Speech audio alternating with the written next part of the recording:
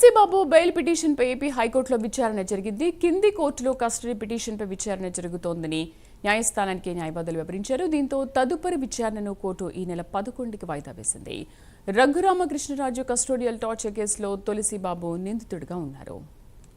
మా కరెస్పాండెంట్ శ్రీనివాస్ పూర్తి సమాచారం అందిస్తారు. శ్రీనివాస్. Thank you Sridevi. తులసిబాబు అనే వ్యక్తి వైసీపీకి చెందిన ఇతను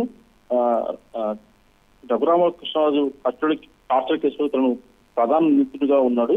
అయితే ఇప్పటికే తులసిబాబుపై పోలీసులు కేసు నమోదు చేసి అతన్ని అరెస్టు చేశారు. అయితే తులసిబాబు ఇప్పటికే ఆయన హైకోర్టును ఆశ్రయించారు. తనకు బెయిల్ ఇవ్వాలని చెప్పేసి కూడా అతను హైకోర్టులో ఒక పిటిషన్ దాఖలు చేశారు.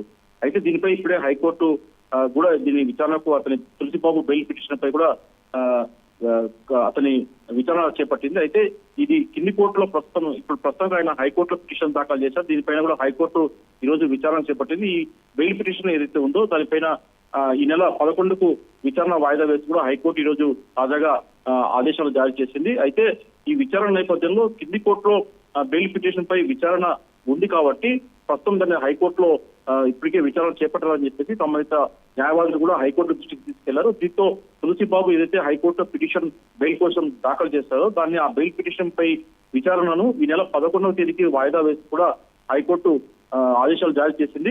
మరి కింది కోర్టులో ఎలాంటి తీర్పు వస్తుందో దాన్ని బట్టి హైకోర్టు కూడా తదుపరి విచారణ చేపట్టే అవకాశం ఉంటుంది. మరి ఈ నెల 11వ తేదీ హైకోర్టు తులసిబాబు బెయిల్ పిటిషన్ పై మరోసారి విచారణ చేపట్టి దాని తర్వాత నిర్ణయం తెలిపే అవకాశం ఉంటుంది. Sridevi. Right Srinivas, thank you.